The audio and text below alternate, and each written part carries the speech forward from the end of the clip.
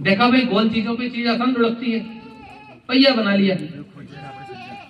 मगर शून्य एक ऐसा संकेत बनाना जिसका मतलब होता है कुछ नहीं, ये तो पूरा यहाँ है ना। और दिमाग कहाँ था? भारत में। हमारे लोगों ने जीरो जैसी चीज ढूंढी। जीरो के बिना जोड़ बाकी गुणा भाग नहीं हो सकते। आज भी आपके विद्यालयों में आप देखते हो, एक के लिए 1 लिखा रहता है, 2 के लिए 2 डंडे, 3 के लिए रोमन लिपि में ऐसा ही होता है ना। और 10 के लिए क्या करते हैं? 10 के लिए एक एक्स बनाते हैं, ठीक है। अब इनको बताओ, इनको जोड़ सकते हो क्या? इनमें जोड़ बाकी गुणा भाग कुछ नहीं कर सकते। हमने अंकों को लिखने की एक ऐसी जोरदार पद्धति बनाई जो केवल बुद्धि से ही संभव है, देख के कभी बन ही नहीं सकता था। वो देख के तो जो रोमन लोगों ने किया वही हो सकता है। अनपढ़ लोगों का तरीका 1, 2 के लिए 2, 3 के लिए 3, यही हो सकता है। हमने उनके लिए संकेत बना दिए कि नहीं, 1 के लिए ऐसा लिखेंगे, 2 के लिए ऐसा लिखेंगे, 3 के लिए ऐसा लिखेंगे। कितनी बड़ी बात है। और सबसे बड़ी बात जीरो। फिर हमने अंकों को लिखने की एक पद्धति बनाई। कैसी बनाई? कि अगर मैंने लिखा है 218, तो जो 8 लिखा है वो तो 8 है, मगर जो 1 लिखा है वो 1 नहीं है, वो 10 है। और जो 2 लिखा है वो 2 नहीं है, वो 200 है। तो 200, 10 और 8, ये 3 मिलके 218 बनते हैं। हम उसको लिख देते हैं 218 और हम पढ़ लेते हैं। हमारे लिए कितनी आसान बात है। पर अगर सोचो तो ये कितनी बड़ी बात है। यूरोप के लोगों ने ये चीज सीखी अरब से, उन्होंने इसे कहा अरेबिक नंबर। अरब के लोगों ने ये चीज सीखी हमसे, उन्होंने कहा हिंदसा। और हमने वापस किससे सीखी? अंग्रेजों से। और हम कहते हैं यार अंग्रेज तो बहुत बुद्धिमान है। कहा कि पत्थर बुद्धिमान, बुद्धिमान तुम, तुम्हारे अगले बड़े। इसीलिए कहता हूं सौभाग्यशाली हो कि संघ में आ गए। अपने प्रति गर्व करना सीखोगे। बहुत सारी बातें हैं, मगर केवल 3 बातें जो हम रोज देखते हैं वही बताई ना मैंने। कितने गर्व का विषय है। हमारी भाषा दुनिया में सबसे वैज्ञानिक है। आज जाके बाराखड़ी में एक एक चीज घर पे जाके बता सकते हो तुम। हमारा गणित जो हमने बनाया वो दुनिया का सबसे वैज्ञानिक लिपि है, सबसे वैज्ञानिक पद्धति है, और किसी में नहीं है ऐसा। हमारा कैलेंडर, ये 3 चीजें हम रोज प्रयोग करते हैं ना, पर तो भी हमें अपनी चीजों के बारे में हीन भावना क्यों है? गर्व होना चाहिए कि ये हमारी चीजें हैं, दुनिया भर आज काम में ले रही है। इसलिए तो हम विश्व गुरु कहलाते थे। हम दुनिया में बहादुरी में भी सबसे ज्यादा थे। बहुत बातें नहीं करूंगा। हम लोग एक बोलते हैं, जो जीता वो सिकंदर, ठीक है, हम यही बोलते हैं क्योंकि हमारे दिमाग में फिट हो गया। जो जीता वो सिकंदर, बोल बोल के सिखा दिया हमको। कौन था ये सिकंदर? ये यूनान का एक राजा था। इसके एक गुरु थे, उनका नाम था अरस्तु। उन्होंने इसके दिमाग में भरा कि तुझे विश्व विजय करना है, और ये विश्व विजय करने के लिए अपनी सेना बना के वहां से निकला। रास्ते में छोटे मोटे कबीले, जंगल में रहने वाले कुछ लोग मिले, उनको जीतता हुआ आगे बढ़ा। कहीं कोई छोटे मोटे राज्य भी मिले तो उनको जीत लिया। भारत आया। भारत के पहले ही राजा कौन थे? राजा पुरु। पुरु से इसकी लड़ाई हुई। इसका विश्व गुरु बनने का सपना, इसका ऐसा भूत उतरा उस दिन कि इसकी और इसकी सेना की अब हिम्मत नहीं हुई आगे। पुरु से संधि की इसने। इतिहास में हमें गलत पढ़ाया गया है कि सिकंदर जीता और पुरु हारे। वो छोटे छोटे 4-4 लोगों के डाकुओं के दल जीतता हुआ आया था। भारत आकर जब पहले ही गणराज्य से उसका सामना हुआ, सिकंदर की वो हालत हो गई कि उसे संधि करनी पड़ी पुरु से। अगर वो जीतता तो आगे नहीं बढ़ता। अगर सिकंदर जीतता तो पहली लड़ाई के बाद वापस जाने की सोचता क्या? जिसको फायदा हो रहा है वो तो एक दुकान और खोलता है, जिसको घाटा हो गया वो पांव पीछे लेता है ना। सिकंदर उस युद्ध में इतनी बुरी उसकी हालत हो गई, हो सकता है हारा नहीं हो, मगर उसे पुरु से संधि करनी पड़ी, उसे रुकना पड़ा, और उसकी सेना की हिम्मत नहीं हुई हम आगे बढ़ जाएं। उसकी सेना ने साथ छोड़ दिया उसका। उसे लगा ये सेना मुझे छोड़ के वापस चली जाएगी, उसने वापस जाने का निर्णय किया। परंतु हमारी धरती पर आकर हमारे सैनिकों का रक्त बहाने वाला यहां से जीवित जा नहीं सकता। हमारे मालवा और छुतक 2 गणराज्य थे, उनके वीरों ने भागते हुए सिकंदर का पीछा किया। उनमें से एक सैनिक का जहर बुझा तीर सिकंदर को लगा। सिकंदर अपनी मातृभूमि तक जीवित नहीं जा पाया। फिर भी शर्म आनी चाहिए कि हम कहते हैं कि जो जीता वो सिकंदर। जो जीता वो सिकंदर नहीं है, जो जीता वो पुरु है। और पुरु से भी आगे जाओ तो जो जीता वो चंद्रगुप्त है। चंद्रगुप्त कौन था? तक्षशिला में पढ़ाने वाले एक आचार्य विष्णुगुप्त, जिन्हें चाणक्य के नाम से लोग जानते हैं, उन्होंने देखा कि भारत छोटे छोटे गणराज्यों में बटा हुआ है और विदेश से बड़ी बड़ी सेनाएं आ रही है। सिकंदर आ रहा था, इसका सामना कोई एक राज्य ठीक से नहीं कर पाएगा। पूरा देश संगठित होना चाहिए, पूरे भारत में एक सम्राट होना चाहिए। ऐसा विचार करके उन्होंने एक बालक को खरीदा। बालक के पिता नहीं थे, उसकी माँ थी। उस माँ से कहा इसका लालन पालन मैं करूंगा और तुम्हारे लिए जितना धन आवश्यक है वो तुम्हें मैं देता हूं। यानी उस बालक को खरीदा, उसको इतना योग्य बनाया कि वो पूरे भारत का नेतृत्व कर सके। उसके नेतृत्व में विद्यार्थियों का आंदोलन चला, सैनिक संगठन हुए और चंद्रगुप्त के नेतृत्व में पूरे भारत में एक सम्राट चंद्रगुप्त उन्होंने बना के खड़ा कर दिया। फिर भी आज हमें पॉलिटिकल साइंस का गुरु अरस्तु पढ़ाया जाता है, जिसने सिकंदर जैसा मूर्ख शिष्य तैयार किया। वास्तव में पॉलिटिकल साइंस कहां से पढ़ाया जाना चाहिए? चाणक्य से। एक बालक उसे लिया, उठाया और जैसा उस समय की आवश्यकता थी, जैसा राजा चाहिए था, वैसा राजा चंद्रगुप्त को बना के खड़ा किया। चंद्रगुप्त पूरे भारत का सम्राट बना और उसके सम्राट बनने के बाद सिकंदर के एक सेनापति सेल्यूकस ने वापस भारत पर हमला किया। अब इसका सामना पुरु से नहीं हुआ, अब इसका सामना चंद्रगुप्त से हुआ। वो मार पड़ी सेल्यूकस को। राजस्थानी में एक गीत है, जूनानी जोधो सेल्यूकस चढ़ भारत पर आयो हो, पड़ी पीठ पर मार गदागद मोर जिया कुरड़ायो हो, बेटी देर ढाई जो दीनो जद छुटकारो पायो रे बेली। ये राजस्थानी गीत है। सेल्यूकस इतने बुरी तरह से हारा, उसके जान के लाले पड़ गए। वो जितनी चीजें लाया था वो सब उसने चंद्रगुप्त को गिफ्ट किया और डर लगा कि चंद्रगुप्त कहीं मेरे पीछे पीछे आके यूनान पे अधिकार नहीं कर ले, तो इससे संबंध बनाकर जाना चाहिए। तो अपनी बेटी हेलेना का विवाह उसने संधि प्रस्ताव के रूप में चंद्रगुप्त से किया और जितना धन संपदा सब लेकर आया था वो चंद्रगुप्त को भेंट देकर, दहेज में भेंट देकर वापस अपनी जान बचाकर लौटा। तो वीरता में हमारे बराबर कौन? इसलिए अब आगे से मत बोलना जो जीता वो, क्या बोलोगे अब?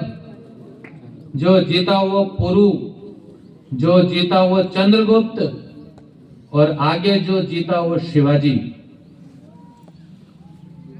शिवाजी के समय कुछ भी नहीं था।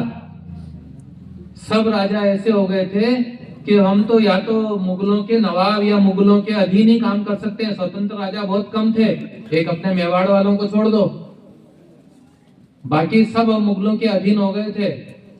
ऐसे में शिवाजी ने वापस से अपनी छोटी सी आयु से एक एक किला जीतते हुए स्वराज खड़ा किया। वापस से हिंदवी स्वराज उन्होंने खड़ा कर दिया।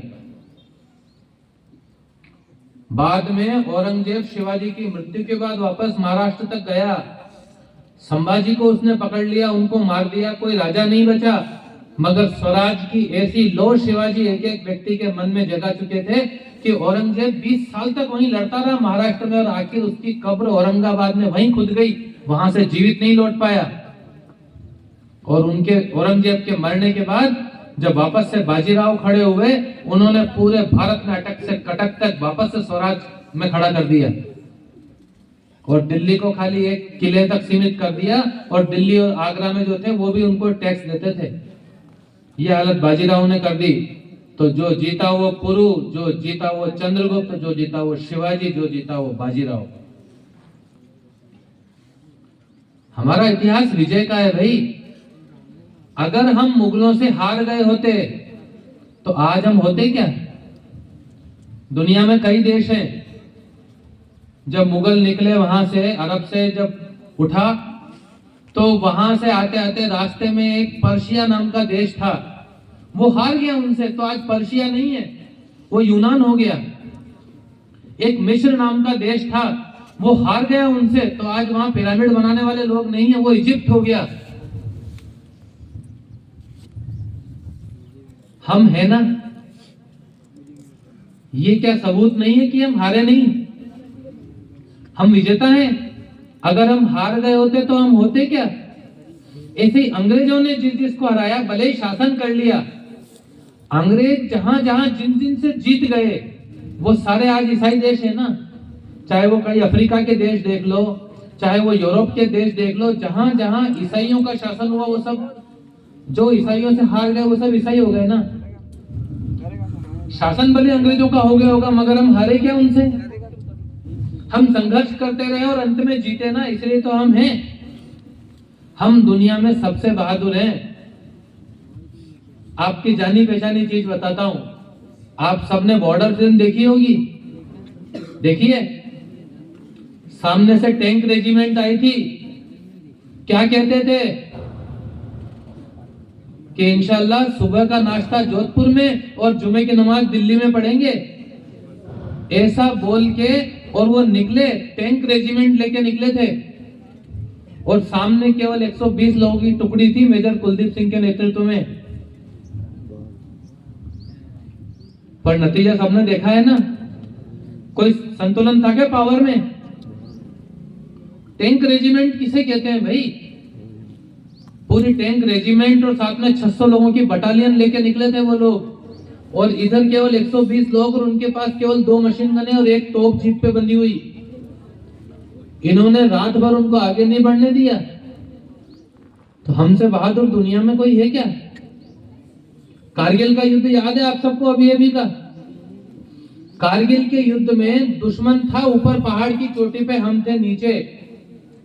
जो युद्ध के जानकार हैं, रूस वालों ने ऐसी परिस्थितियों में अफगानिस्तान से खूब लड़ाई लड़ी है, और आखिर रूस वाले भाग गए। वो कहते थे कि भारत 100 साल लड़ता रहे तो भी नहीं जीत सकता, क्योंकि वहां बैठे हुए अगर पत्थर भी मारे और ये बंदूक लेके भी जाएं तो नहीं जीत सकते।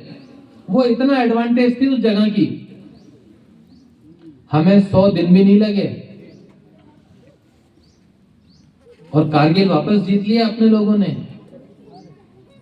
हमसे बहादुर दुनिया में कोई नहीं, हमसे ज्यादा बुद्धिमान दुनिया में कोई नहीं। बहुत चीजें हैं पर मैं बहुत थोड़ी बता रहा हूं। उसके बाद भी हम कभी मुगलों के, कभी अंग्रेजों के गुलाम क्यों रहे? क्योंकि हम आपस में बट गए।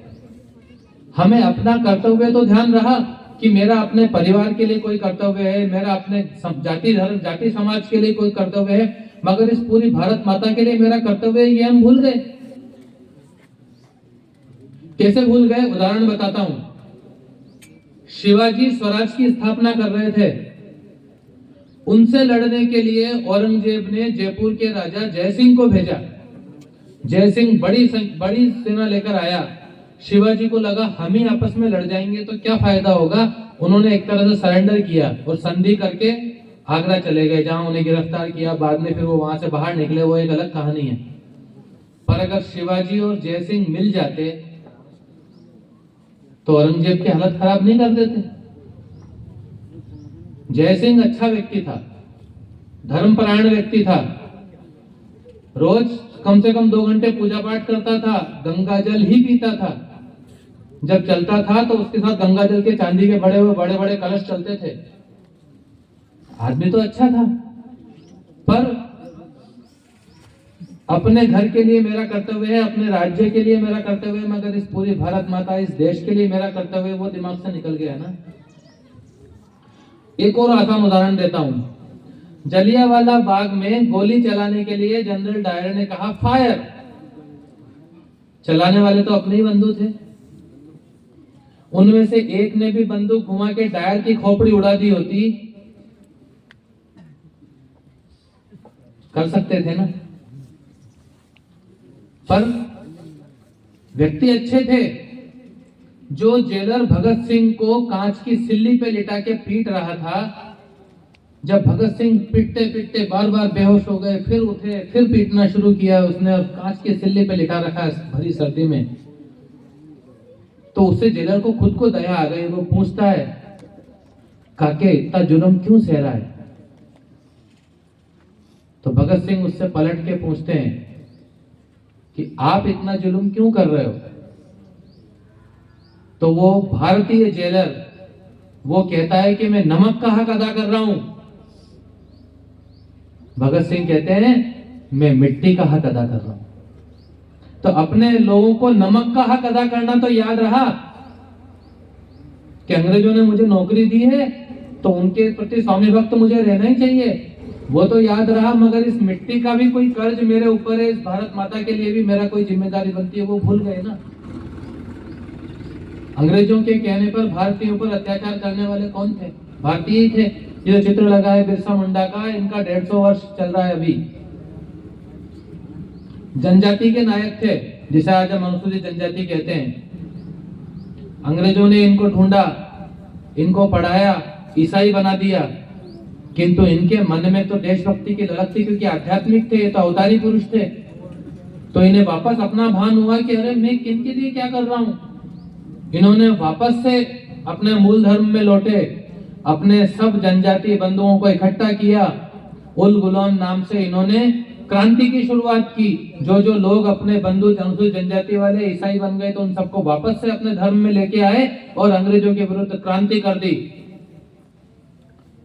पर अपने लोगों में भेदिए रहते हैं, किसी ने इनकी खबर दी, घिर गए, बाद में इनको जेल हुई और फिर इनको मृत्युदंड दे दिया गया। संघर्ष भी खूब किया, देश के लिए बलिदान हुए। तो ऐसे जनजाति के नायक हमारे बीच में खड़े हुए, ऐसे लोग भी हुए। किंतु जिन लोगों में भारत माता के लिए, इस देश के लिए, धर्म के लिए मुझे कुछ करना चाहिए, ये भावना जिनके मन से निकल गई, ऐसे लोग बहुत थे ना, इसलिए हम गुलाम हुए। तो संघ जिन्होंने प्रारंभ किया, ऐसे टोपी वाले इधर उधर चित्र लगा हुआ है, डॉक्टर हेडगेवार, इन्होंने ये सब बातें खूब चिंतन किया कि हम ज्ञान में सबसे ज्यादा, हम पैसे में सबसे ज्यादा, हम ताकत में सबसे अच्छे, वीरता में हमारे बराबर कोई नहीं, पर हम गुलाम क्यों हुए? क्योंकि हम बटे हुए हैं। हमारे मन से देश की, धर्म की भक्ति निकल गई, स्वामी भक्ति याद रही बस। तो उन्होंने तय किया कि अब मैं कुछ और काम नहीं करूंगा, मैं अपने देशवासियों को संगठित करूंगा। इस धरती को मां कहने वाला सारा हिंदू संगठित होना चाहिए, इसके लिए प्रयास करूंगा। और इसके लिए उन्होंने 1925 में दशहरे के दिन राष्ट्रीय स्वयंसेवक संघ प्रारंभ किया। संघ चलते हुए आज जो उन्होंने नागपुर में एक शाखा प्रारंभ की थी, वो आज अपने गांव तक लग रही है, और अपने लगभग हर गांव तक आज शाखा पहुंच गई।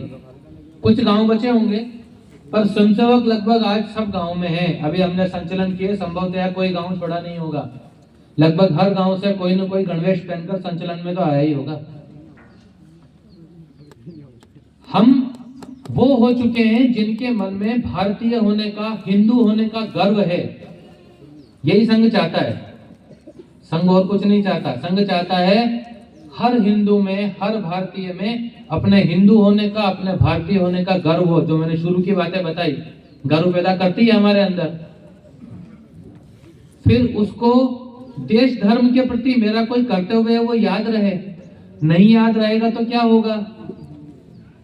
अगर मैं अपनी माता का पुत्र हूं, ये तो याद रहा, मगर मैं भारत माता का पुत्र हूं अगर ये भूल गया,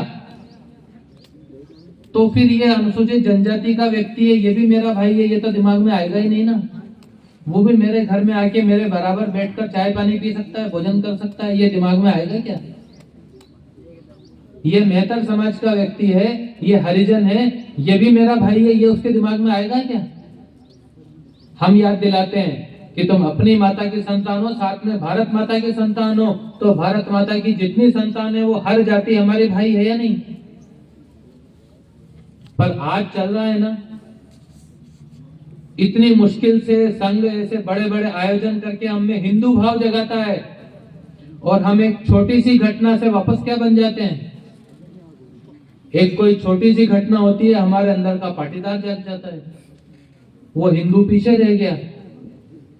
भाइयों में भी झगड़े होते हैं, पर एक भाइयों का अपनापन रहता है।